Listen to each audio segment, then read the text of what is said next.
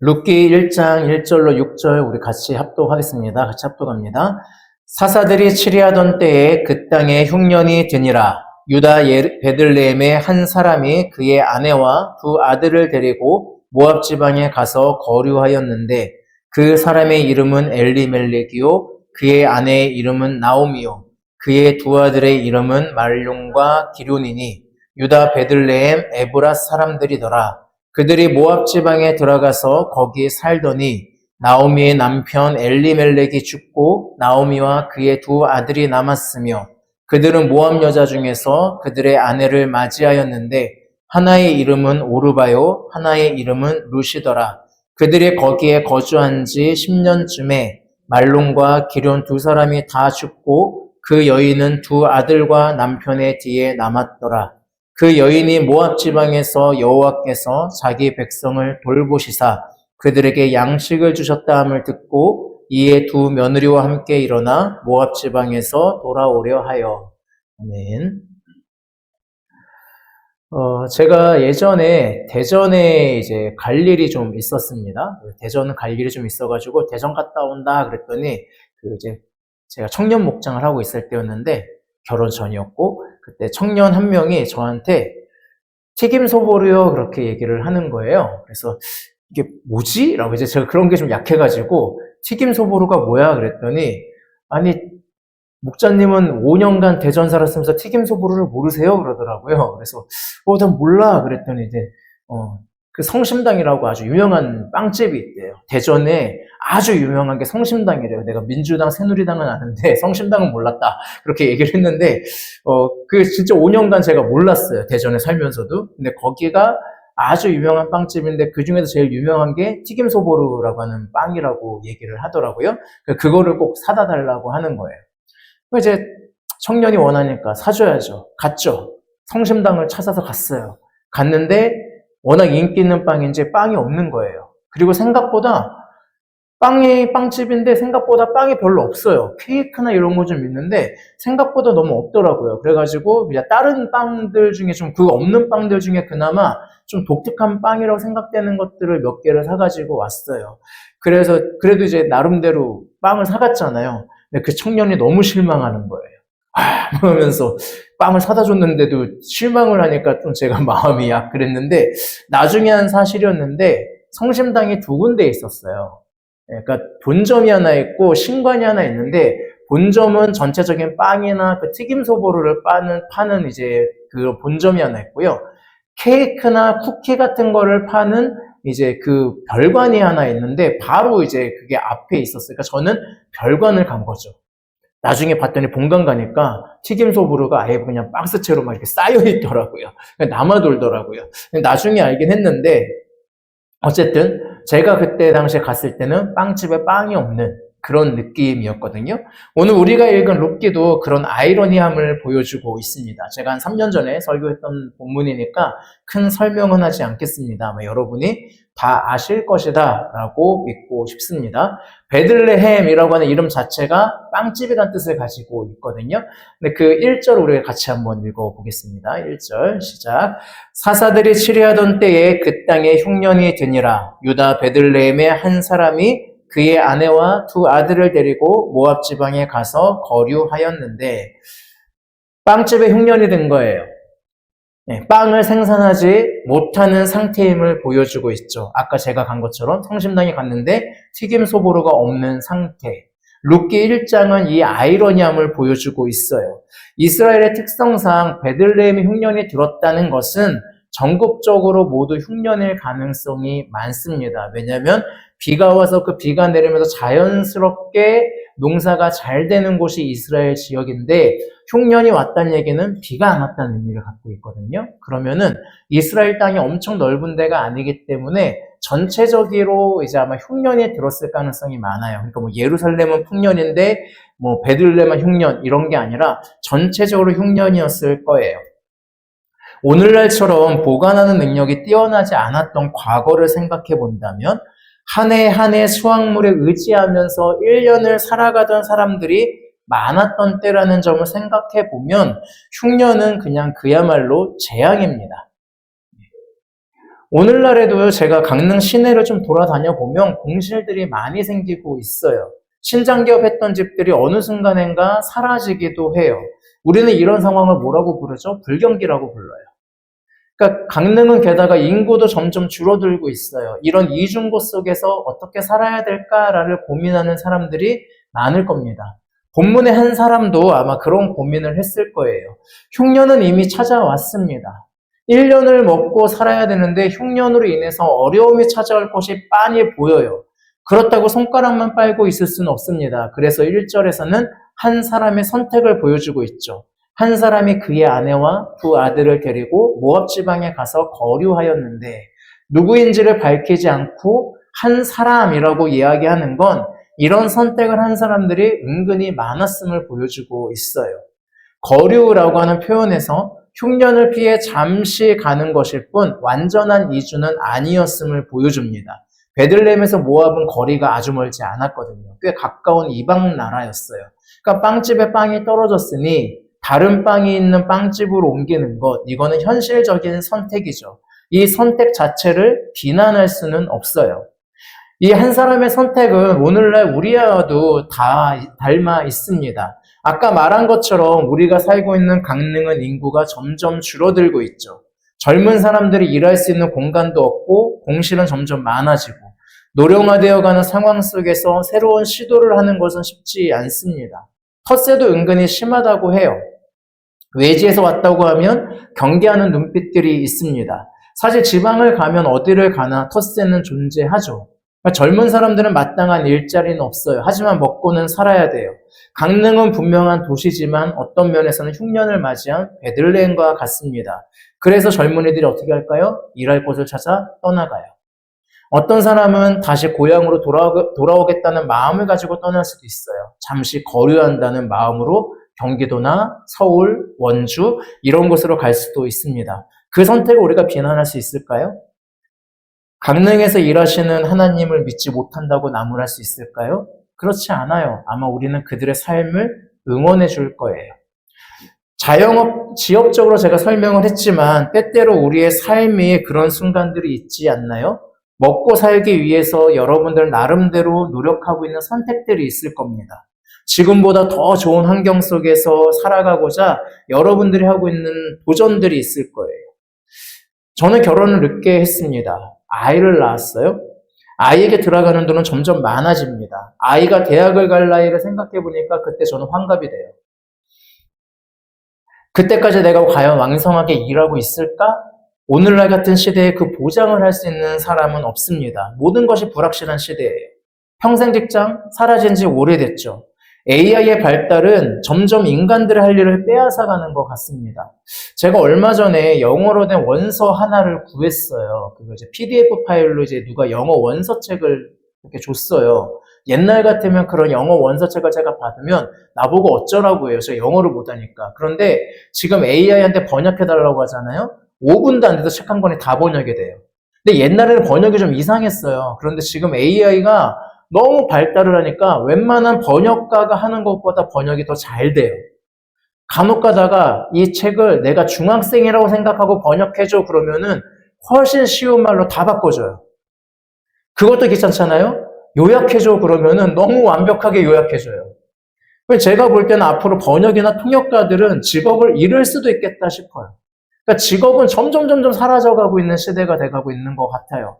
이런 사회에서 인간은요, 점점 초조해질 수밖에 없어요. 아이는 자라가죠. 내일은 확실하지 않죠. 미래는 불투명하죠. 그렇다고 새로운 일을 하기에는 늦은 것 같은 상황이죠. 그럴 때 우리는 어떤 선택을 할 수 있을까요? 어떤 사람들은 부동산과 눈을 돌리기 시작하는 거예요. 어떤 사람들은 주식으로 눈을 돌리기 시작하는 거예요. 실패의 가능성이 있어요. 그래도 나름 뭐 하는 거예요? 모험을 거는 거예요. 마치 모압 땅을 찾아간 한 사람처럼 우리도 새로운 삶의 자리를 향해 떠나는 선택을 하고 있어요. 그 선택을 함부로 폄하할 수 있을까요? 아니요, 저는 그렇게 못하겠어요. 그 선택이 지혜롭지 않다고 이야기할 수는 있을지언정 비난하고 싶지는 않아요. 거기에는 그 사람의 고뇌와 고민과 정말 그런 마음들이 담겨 있다라고 생각해요. 한 사람이 모압으로 갔어요. 고향을 버린 거 아니에요. 잠시 거류하려고. 세번역 성경에 보면은 임시로 살려고 라고 번역했어요. 아마 길게 살아야 1년이었을 거예요. 베들레헴에 다시 풍년이 찾아온다면 그때 돌아가면 되니까. 흉년이 찾아와서 먹고 사는 문제를 해결해야 하는 지금 이게 최선이었을 거예요. 최선을 다해 살려고 한 그 사람의 이름을 2절에서 이야기하고 있죠. 우리 2절 같이 읽어보겠습니다. 2절 시작. 그 사람의 이름은 엘리멜렉이요 그의 아내의 이름은 나오미요 그의 두 아들의 이름은 말론과 기륜이니 유다 베들레헴 에브라 사람들이더라. 그들이 모압 지방에 들어가서 거기 살더니 모압 지방으로 간 사람의 이름은 하나님은 나의 왕이시다라고 하는 뜻을 가지고 있는 엘리멜렉이에요. 하나님이 왕이시지만 어떤 면에서는 그와 상관없이 자기 생각대로 움직였어요. 그 부인의 이름은 기쁨이란 뜻을 가지고 있는 나오미예요. 근데 아들들의 이름이 좀 이상해요. 병약하다는 뜻을 가진 말론, 낭비, 부실하다라고 하는 뜻을 가진 기륜이에요. 아마 태어났을 때 연약해서 이름을 그렇게 붙였는지도 모르겠고요. 또 우리나라 같은 경우에는 애군이 좀 지나가라고 일부러 안 좋은 뜻의 이름을 짓는 경우도 있다고 하죠. 제가 이게 사실인지 모르겠는데 옛날에 그 동네마다 꼭 개똥이가 있었잖아요.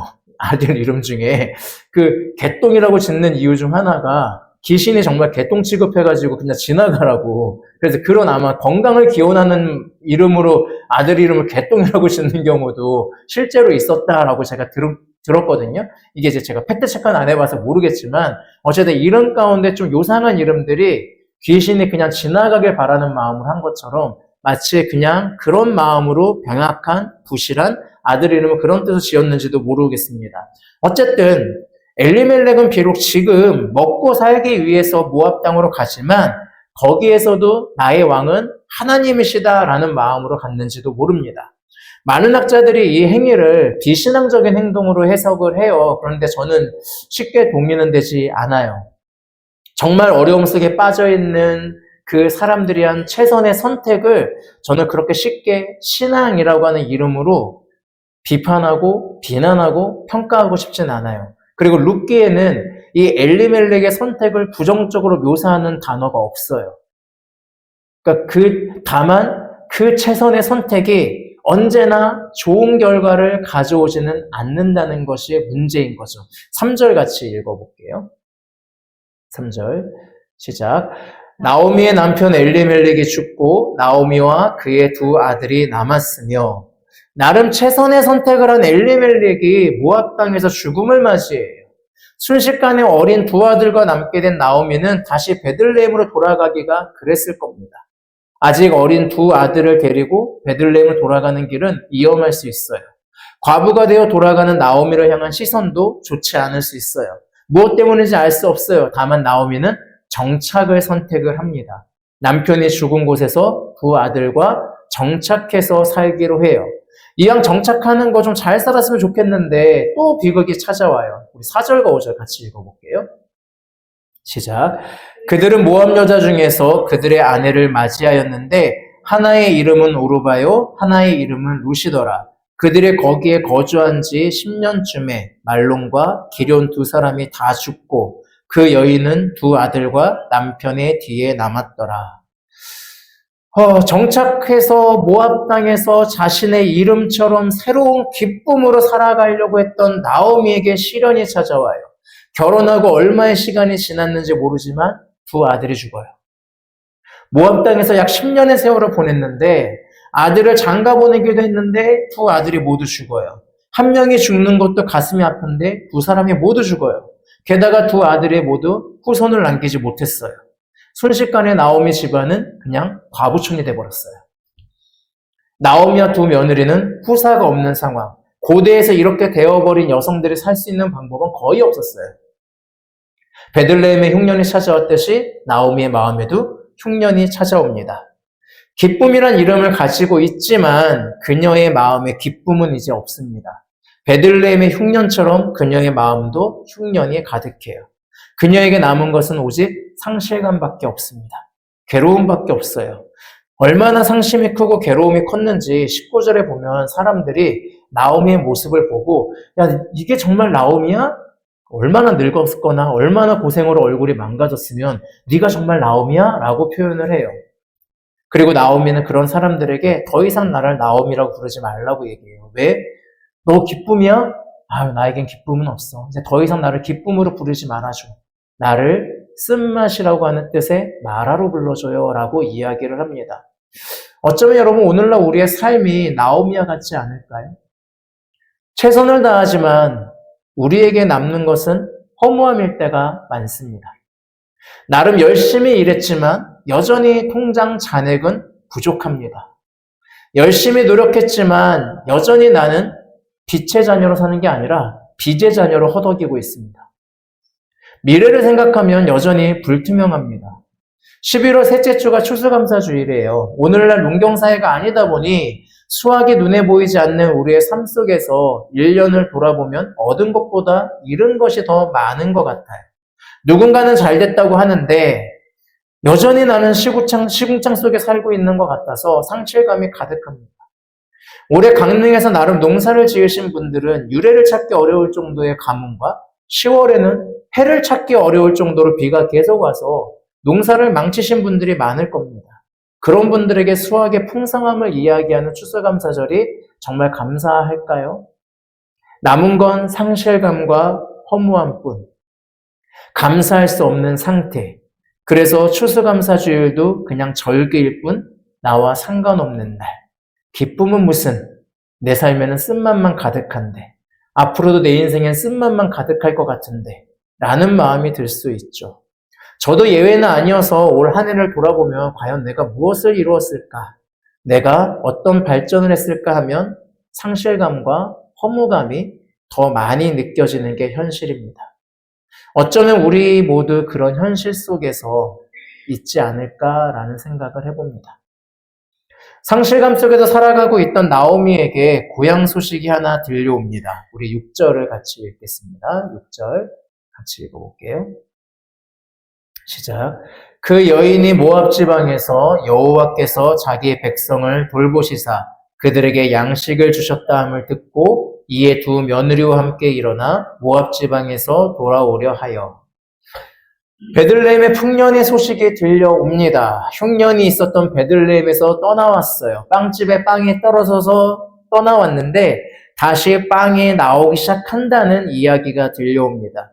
이게 얼마나 기적 같은 일이었는지 성경은 여호와께서 자기의 백성을 돌보시사라고 이야기하고 있습니다. 이 돌보시다라고 하는 원어의 느낌은 직접 와서 살펴본다라는 느낌이에요.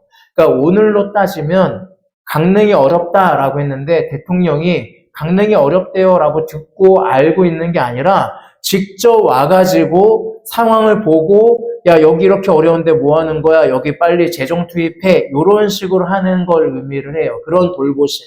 그러니까 직접적인 돌보심을 이야기하는 겁니다. 상실감으로 가득했던 나오미 인생의 쓴맛만을 느끼던 나오미는 이 소식을 듣고 일어서요. 그리고 고향으로 돌아가기로 합니다. 나오미가 돌아가기로 마음먹은 이유는 하나님을 의지하기 위해서가 아니에요. 더 이상 모압 땅에 있어야 할 필요성을 느끼지 못하기 때문이에요. 왜? 모압 땅은 자기한테 뭐만 줬어요? 상실감만 줬어요. 남편을 잃게 했고 두 아들을 잃었어요. 오직 자기에게 주어진 모압 땅은 상실감 외에는 없어요. 희망을 가지고 갔지만 잘 될 거야 라고 하는 마음을 가지고 갔지만 다 안 됐다고요. 여러분들이 희망을 품고 주식을 샀는데 주식이 휴지 조각이 된 것이고요. 여러분이 희망을 품고 부동산을 샀는데 그 땅만 땅값이 내려가고 있는 곳이에요. 그게 지금 나오미에게 모압 땅이라고요. 그래서 더 이상 모압 땅에 머무르고 싶지 않아요. 아마 모압 땅이 지긋지긋할 거예요. 11월 3일은 저에게 좀 의미가 있는 날이에요. 첫 아이가 태어난 지 2시간을 버티지 못하고 하나님 곁으로 간 날이 11월 3일입니다. 그래서 이제 저는 그 병원을 지금도 가기가 싫어요. 병원의 잘못은 아닌데 그냥 그곳에서 일어난 그 상실감이 저로 하여금 그 병원에 가는 것을 꺼리게 만들어요. 그 병원의 등급이 내려가면서 시설과 의사진은 굉장히 좋은데 가격이 다 싸졌거든요. 그래서 많은 사람들이 가게 됐다고 해요. 그래서 저한테 누가 그 얘기를 해주면서 그 병원 한번 가봐 그러더라고요. 근데 저는 가고 싶지 않아요. 상실감이 너무 커서. 아마 나오미가 그런 마음일 겁니다. 모압 땅은 최선을 다했지만, 열심을 다했지만 모든 것을 빼앗아간 땅이에요. 그 땅에서 나오미가 더 이상 할 수 있는 건 없어요.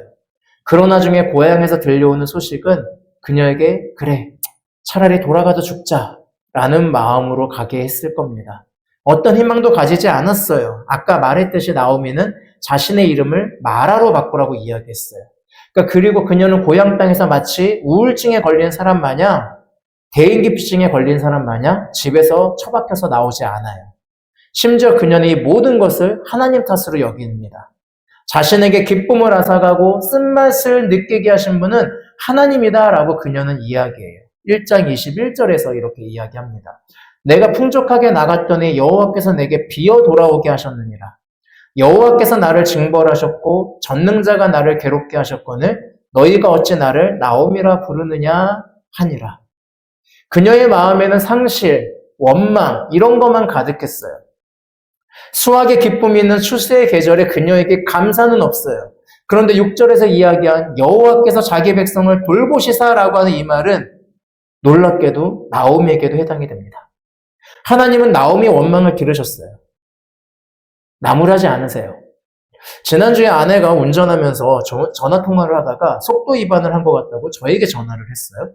그리고 또 통화하면서 여전히 운전을 했던 것 같아요. 전화 통화하면서 속도 위반에 걸려서 그걸 저한테 운전하면서 전화로 얘기하고 그리고 나서 계속 전화를 하면서 주차를 했던 것 같아요. 근데 그 주차하는 과정 속에서 좀 실수를 해가지고 그 운전석에 있는 사이드 미러가 약간 깨졌어요. 다행히 크게 깨지진 않았습니다. 운전하기에 불편함은 없어요. 그런데 아내가 신앙이 너무 좋아서 저한테 이야기하더라고요. 하나님을 찾아요. 아, 하나님이 나한테 왜 이래. 네. 너무 신앙이 좋으셔서 하나님을 찾아요. 네. 그래서 제가 말했어요. 잘못은 우리가 했는데 왜 하나님한테 그래. 하나님이 통화라고 이야기한 것도 아니고 애들이 그러면 내 엄마한테 그래라고 얘기하면서 네, 제가 뭐라고 했습니다. 그래서 그날 저녁을 굶었어요. 네. 네, 농담입니다. 제가 원래 요즘 저녁을 금식하고 있어요. 네. 하지만 하나님은 그런 아내에게 뭐라고 하지 않으셨어요. 네. 나오미에게도 뭐라고 하지 않으셨어요. 저도 하나님을 원망할 때가 있는데 하나님이 저한테 뭐라고 하지 않으세요. 상실감에 빠져서 원망과 우울감에 빠져있는 나오미를 하나님은 돌보셨어요. 그리고 나오미를 회복시키기 시작해요. 이방 며느리인 룻을 통해서 그리고 하나님의 마음을 가지고 있는 보아스를 통해서 그 돌아간 그 자리에서 돌아간 그곳에서 하나님의 회복이 일어나기 시작합니다. 인생의 쓴맛을 느껴서 기쁨을 잃어버려서 자신의 이름을 쓴맛이라고 이름을 바꿔버린 여인의 그 잃어버린 기쁨을 하나님은 다시 찾아주셨어요. 감사를 찾아주셨어요. 룻기 4장 15절은 이렇게 이야기합니다. 이는 내 생명의 회복자이며 내 노년의 봉양자라 곧 너를 사랑하며 7 아들보다 귀한 내 며느리가 낳은 자로다 하니라. 여러분, 나오미는 기쁨을 찾았습니다. 모든 걸 상실했다고 느끼던 그때에 하나님께 돌아간 그 자리에서 그곳에서 하나님을 원망한 그 자리에서 하나님은 여전히 나오미를 돌보고 계셨고 회복시키셨고 감사를 찾게 했어요. 그래서 룻이 낳은 아들의 이름은 예배자라는 뜻을 가지고 있는 오벳이 됩니다. 여러분, 여러분의 1년은 어떤 삶이셨습니까? 상실감이 가득하십니까? 앞으로를 생각하면 답이 없는 현실 속에 막혀 있으십니까? 점점 희망은 사라지는 것 같아서 어쩌면 그냥 희망 없이 살고자 하는 나오미처럼 그냥 살고 있는 삶이십니까? 여전히 여러분을 돌보고 계신 하나님을 바라보시기 바랍니다. 여러분의 노력이 아무 소득 없이 실패인 것처럼 느껴질 수 있습니다. 지금 나에게 주어진 환경이 희망을 품기에는 너무 최악인 것처럼 느껴질 수도 있습니다.